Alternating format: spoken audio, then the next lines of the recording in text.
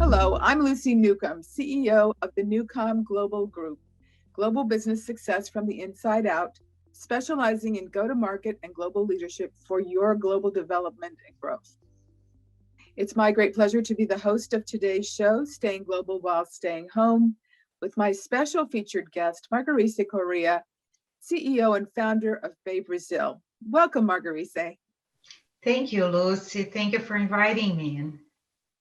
You're so welcome, and I'm so looking forward to our time together. I think we will learn a lot because we hear a lot of what's happening in Brazil, but not really the detailed level and certainly not the business or startup level. So, I know how diligent you are, and I appreciate what you're going to share. Why don't we take a quick moment to precede that by talking about what BayBrazil is and does? Sure. Thank you again for the opportunity, Lucy. It's great to be with you. And I certainly hope next time we meet is going to be face-to-face in person. Actually, we are about to be allowed that, right? That freedom again. So I founded BayBrazil in 2010 because I wanted to connect the innovation ecosystems of Brazil and Silicon Valley and connect those people by promoting dialogue, meaningful dialogues. And information exchange. One instrument that we use for that is events. We've organized in this past 11 years over 150 events all over the Bay Area. You've been to many of them. And we've gathered so far over 15,000 people in our tech hub. And the main goal is to promote more dialogue, more interaction among everybody in Silicon Valley that works with Brazil or invests in Brazil or has ties with Brazil, and of course connecting this community with the Brazilian ecosystem. That's terrific. I've really been honored and thrilled to watch you grow, and some of that has been just the timing of how emerging markets have grown, and then of course navigating the pandemic, which I'm sorry that Brazil has had such a hard time. Would you like to sort of go into a bit more of a deeper dive about what Brazil is experiencing, a little bit historically, but then maybe get to the business level right away? Because even in the last 18 months, I would imagine there have been a lot of shifts and waves in how Brazil, which already, I don't need to tell you, I got the impression there were quite a few things going on before the pandemic in Brazil, politically speaking, et cetera. So please share with us a snapshot of kind of what's been happening pre and post or during pandemic. Thank you. Indeed, the situation was already difficult. Brazil was going through a deep recession in 2015. Well, a little bit back, right, in the early 2000s, there was a commodity boom. Brazil was placed in the BRICS, Brazil, Russia, and India, China, and South Africa, were supposed to be the economies that would take over and be the world's dominant economies by 2050. With a rising middle class, 7% growth at that time, Brazil was considered the BRICS darling. Right, it was.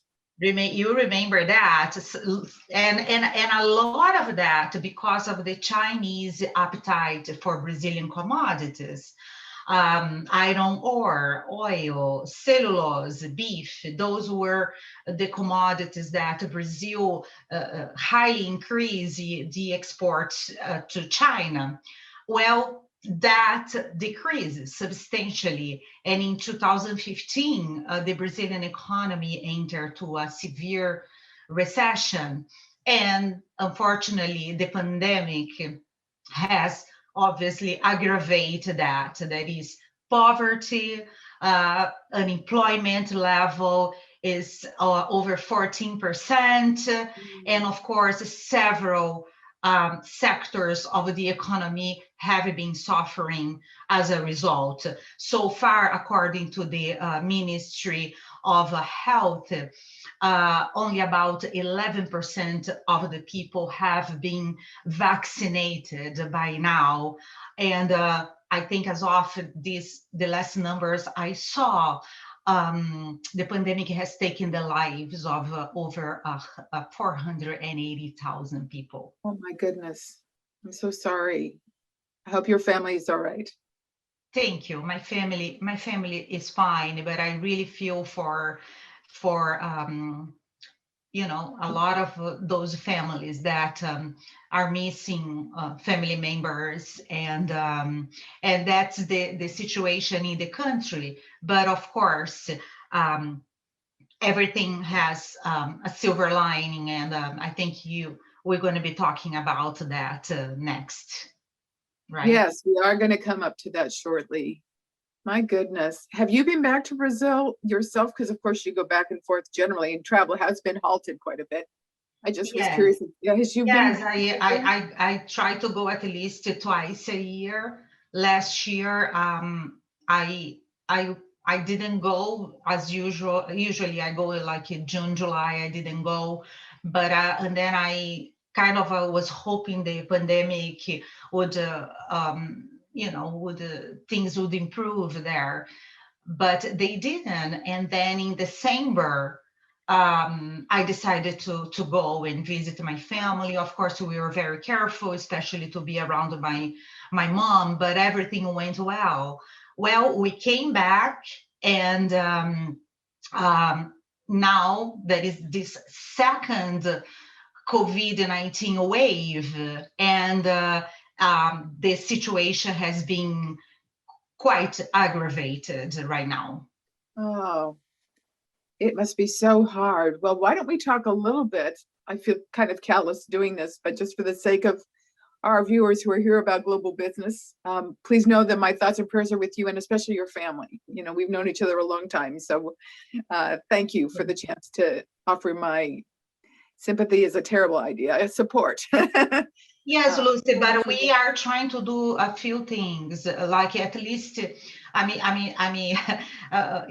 is something that we are doing as of this past few days. I've been gathering some leaders here in Silicon Valley, and together we are sending a letter to sensibilize American authorities to possibly release some vaccine surplus as the demand in the US slows down. We are hoping that government officials in the US will be sensible to our appeal to send some vaccines to Brazil. I know there are other countries in dire situations, but we did that this past week, sending letters to several US officials requesting them to send the vaccine surpluses to Brazil. Yeah, without getting too much off track with, yeah, I can appreciate that you would, and I'm very grateful our president has chosen to actually buy more vaccines from the manufacturers. Exactly. Specifically to send overseas. That's wonderful. Yeah, I'm so grateful, and I don't think anyone can blame you or any other country. I don't know about India, but certainly it would not surprise me to make an appeal, for those who've been so hard hit. And Africa has only hit 1% of vaccination so far. So I don't know how those decisions will be made, but I'm certainly praying that discernment, and unfortunately it's going to be never enough, no matter what, for a little while, but hopefully it will be enough for some people as soon as possible. And I hope Brazil is in the top of that mix. Thank you. Yeah, thank you for letting me know. So let's talk a little bit more about business in Brazil right now. Are you seeing, and I realized you're kind of with one foot on both sides of the continents, do you see any innovations in Brazil going on, workarounds with the pandemic that have worked well for them? I mean, necessity is the mother of invention, and have you seen some good inventions for working around in the same way that you've had to manage your travel differently? anything in terms of business operations or customer relations, even more about what Brazilian companies are doing? Yeah, well, the pandemic certainly made business all over the world to adapt, and the same is happening in Brazil. In fact, there are some unusual partnerships that have happened because of COVID-19. For example, the beer company Ambev and a large hospital in São Paulo, Albert Einstein, formed a partnership to build hospitals to treat COVID-19 patients. So this is one of initiative and very unusual that a beer company would partner with a major hospital. Yes, But that is unusual. yes, but this in fact happened, and of course businesses are having to adapt and rethinking their roles as well, right? So on the other hand, the pandemic is playing an important role in accelerating digital trends across sectors dramatically, which is reflected especially in venture capital money that now flows more to emergency of new digitally founded business models across sectors. So we'll come back to that in a second. We'll come back to that in just a second. Thanks. Yeah, and just to give you some examples of how the pandemic impacted some sectors, Lucy, I pulled some stats here for you. For example, e-commerce. Brazilian e-commerce rose about 56% in the first 5 months of 2020. And in the 12 months, in this past 12 months, 91% of Brazilians made at least one online purchase. For a country that internet access is still a challenge for some in some regions, that's a huge number. In the first quarter of this year, online sales increased 72% compared with the same period of last year. Another surge in Brazil, health techs. Telemedicine has been never used. Like you see the pandemic accelerating some of this business that, for example, the health tech sector is very bureaucratic in Brazil. It's very cumbersome. So there are some disruption going on there. And now there are 438 active health tech startups in 78 cities in Brazil. This was not happening before the pandemic. And even here at BayBrazil, we also are having to adapt, of course. For example, one of our partners is a group, is an alliance of 4 Brazilian foundations: Fundação Brava, Fundação Lehman, Instituto Humanize, and República. So we had planned a program along with these foundations in a leadership training for directors of nonprofit organizations all over Brazil to help them prepare more to expand their impact.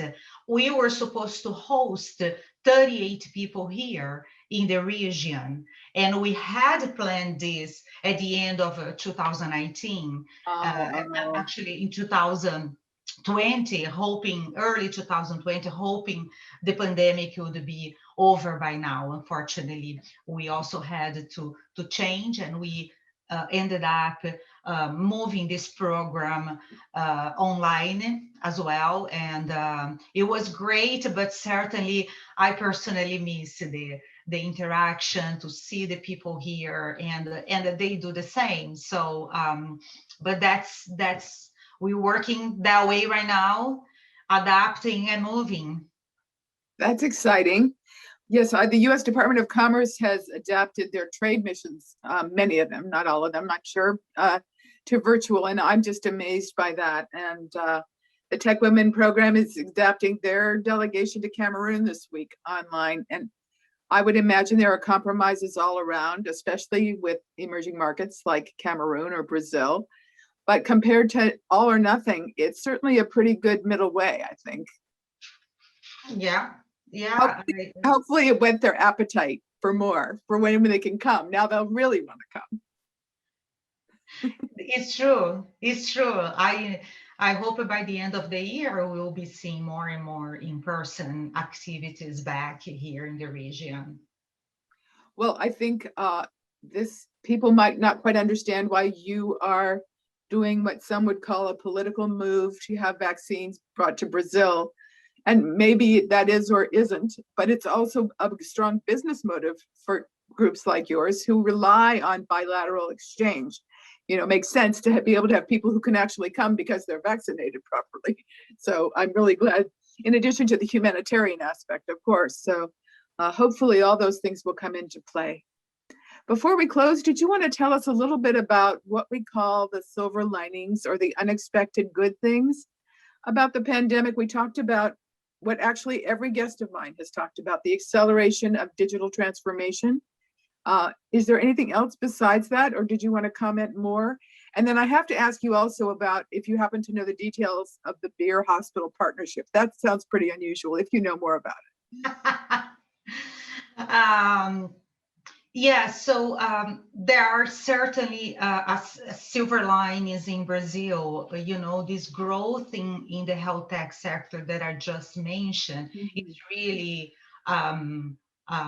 so it brings so much hopeful, right? That these changes, these disruptions will be there for good, to really impact positively the lives of so many by making health services more accessible.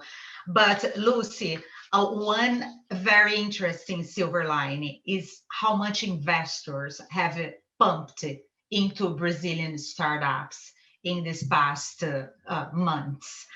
Just this morning, I was reading the paper and I saw that Buzzer, a collaborative charter bus company that guarantees savings of up 60% on intercity bus trips. This is a travel app. They just received $138 million dollars, right? Wow. From a London led by a London VC firm with SoftBank participation. So this is very common in these past weeks to hear international investors investing in Brazilian startups. So this is one of just this morning. And then, of course, there are two I think two revolutions in Brazil happening, the fintech revolution and the real estate revolution. So real estate startups like Loft, Quinto Andar are digitalizing the experience of an old industry. Consumer experience in that sector has been radically changed. Fintech and PropTech are sectors that are seeing explosive growth in Latin America, Lucy. So another startup that just got a large amount of investment was Quinto Andar, right? This PropTech startup, which has developed a real estate marketplace focused on rentals. They just raised 300 million in a Series E, and now they are valued at 4 billion. And now, of course, as you mentioned, NewComm, the Brazil's digital bank, just received an investment of 500 million from Warren Buffett's company. So these are all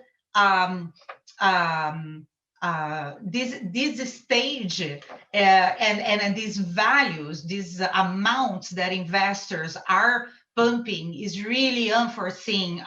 So Brazilian startups, just so you know, they received 2.3 billion in the first quarter of this year. This is totally a record. So it's really, you see the in entrepreneurial ecosystem really growing. Of course, this growth was already building up before the pandemic. The pandemic just accelerated some of these sectors. But it must be so inspiring at a time when many, if I were sitting in a place where things looked pretty rough, to see somebody, actually multiple parties, injecting lots of capital, that would make me feel hopeful. Do you feel that it's having some kind of optimistic effect? I do very much so, Lucy, and especially because it's noteworthy to mention that a lot of these dollar amounts that are being pumped into Brazilian startups are not only local VCs. These are international VCs that are really looking to the Brazilian market. Of course, we have here in Silicon Valley, Ribbit Capital. We have SoftBank, a special Latam fund that they designated to invest in the region's companies. And of course, you see European funds also doing that. So I am, going back to your question, I'm really hopeful. I think Brazil and other emerging economies, India, the same is happening in India. India is also having seeing a growth in the venture capital investments in startups, in local startups. So I'm really hopeful that these young entrepreneurs are bringing fresh ideas and transforming industries that really need to transform. Like Brazil and India, they are markets that are, they're so undeveloped in some ways. So, and these companies are coming and really transforming people's lives. I'm definitely really hopeful with this new generation of young entrepreneurs. I'm so excited for you because, of course, when we're weaker, people could take advantage. But it sounds like there's genuine, optimistic investment from a standard growth point of view. And that says so much for the core resiliency and the value proposition of most of these startups, right? Exactly. And of course, some of them had to close doors. Some of them were impacted, and then you see some big stars and even in health tech is really a record number of companies trying to solve big problems in Brazil. These are huge problems, right? They are transforming the experience of the consumers across sectors. And I feel that I have so much hope that the emerging markets as a whole, right, and Latin America especially, will be transformed, positively transformed by the young entrepreneurs. Well, thank you so much for your time and expertise today. Your journalism degree has really come through today. Excellent reporting on some, I appreciate the way you hit some notes where it's not so easy, but also given especially the historical complexity and political complexity, the high notes that you mentioned, digital transformation, that's really pushed actually a lot of these startups forward, the e-commerce new numbers, etc. So really want to thank you for your time and energy today, Margarise. I know it must, these more challenged markets are more demanding too, and I know what an advocate you are. So thank you for taking extra time to talk with us today. Thank you, Lucy, not only for the invitation, but for the support you have been giving to BayBrazil. I love our BayBrazilians here locally, that they are such a force to keep us moving forward. Thank you for the work you do. Oh, you're so welcome. You really inspire me. And as an emerging market specialist, I can take some of the wonderful things that you do to inspire and create community and share them with my African friends, my ASEAN friends. And together we're making a better world, one startup or one business at a time, right? Definitely. Obrigada. Obrigada.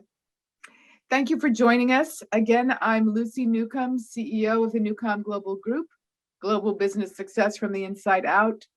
If you're getting ready to look at international markets as the world is reopening, please give us a call. Next month, we'll be here with Laurel Delaney to talk about globaltrade.com, one of her companies, and Women Entrepreneurs Grow Globally, her nonprofit, which both highlight the important contributions of small business and how small business, and particularly women-owned small businesses, have been navigating through the pandemic and getting ready to return. Thanks again, Margarise. Thank you all for joining us. Bye-bye.